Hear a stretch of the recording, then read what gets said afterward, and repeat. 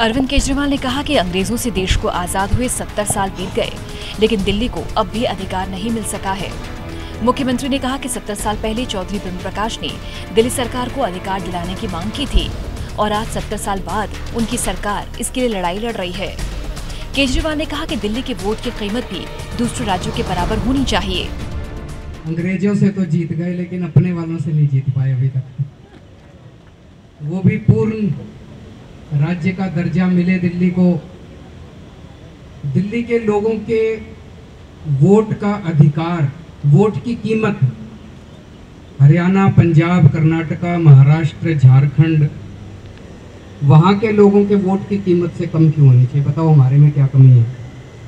दिल्ली के लोगों में क्या कमी है? हम कम टैक्स देते हैं, हम कम देशभक्त हैं, हमारे में क्या कमी है? प्रथम मुख्यमंत्री के जन्मदिन के मौके पर अरविंद केजरीवाल ने जताया कि उनकी सरकार ही दिल्ली देहात की सबसे बड़ी हितैषी है। केजरीवाल ने कहा कि चौधरी ब्रह्म प्रकाश के बाद दिल्ली देहात से साहिब सिंह वर्मा सरकार में आए। उसके बाद उनकी सरकार ने ही नजफगढ़ से विधायक कैलाश गहलोत को मंत्री बनाया है। चौधरी ब्रह्म प्रकाश जी दिल्ली देहात के थे, पहले मुख्यमंत्री थे।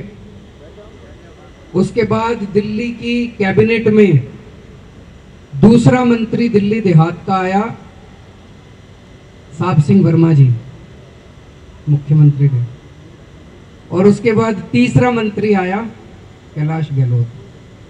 तो 70 साल में तीसरा वाकया हुआ है कि दिल्ली देहात का कोई आदमी आके मंत्रिमंडल में बैठा है। विधानसभा में आयोजित कार्यक्रम में स्पीकर रामनिवास गोयल ने अरविंद केजरीवाल की तुलना चौधरी ब्रह्म प्रकाश से की।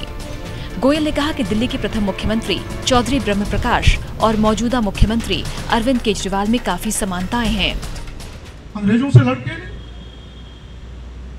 और कुल 10 वर्ष बाद दिल्ली की जनता पर इतना बड़ा कुठाराघात हो, वो लड़ने की क्षमता चौधरी ब्रह्म प्रकाश ने की या केजरीवाल ने।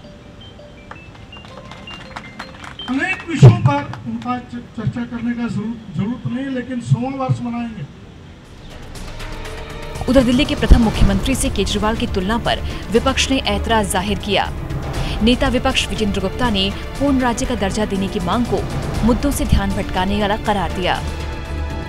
चौधरी ब्रह्म प्रकाश जी, स्वर्गीय चौधरी ब्रह्म प्रकाश जी एक स्पष्ट वक्ता थे, निर्भीक वक्ता थे और उन्होंने हमेशा नियम और कानून को ध्यान में रख करके सरकार चलाने की बात की थी। आज जो लोग सत्ता में हैं वो नियम और कानून का उल्लंघन करते हैं, भारत के संविधान की अवहेलना करते हैं और उसके पीछे एक ही मकसद होता है कि भ्रष्टाचार कैसे किया जाए। हालांकि दिल्ली सरकार को अधिकार दिए जाने को लेकर मामला सुप्रीम कोर्ट में लंबित है। इसमें भी कोई दो राय नहीं कि तब से अटका पड़ा है जब चौधरी ब्रह्म प्रकाश मुख्यमंत्री थे। उसके बाद कई बार मौका आया जब दिल्ली और केंद्र में एक ही पार्टी की सरकार रही, लेकिन तब भी ये मुद्दा नहीं सुलझ सका। ये पहली बार नहीं है जब दिल्ली के किसी मुख्यमंत्री ने दिल्ली को पूर्ण राज्य का दर्जा देने की मांग उठाई हो। मुख्यमंत्री बनने के बाद अरविंद केजरीवाल भी कई बार इस मसले को उठा चुके हैं। आज चौधरी ब्रह्म प्रकाश के जो दिल्ली के प्रथम मुख्यमंत्री थे, उसके जन्मदिन के मौके पर मुख्यमंत्री ने एक बार फिर से वो राग छेड़ा है। लेकिन सवाल है कि दिल्ली को पूर्ण राज्य का दर्जा देने की मांग को आज़ादी की लड़ाई से जोड़ना कितना जायज़ है। दिल्ली विधानसभा से कैमरा पर्सन शूरवीर के साथ मैं विश्वजीत झा, टोटल न्यूज़ के लिए।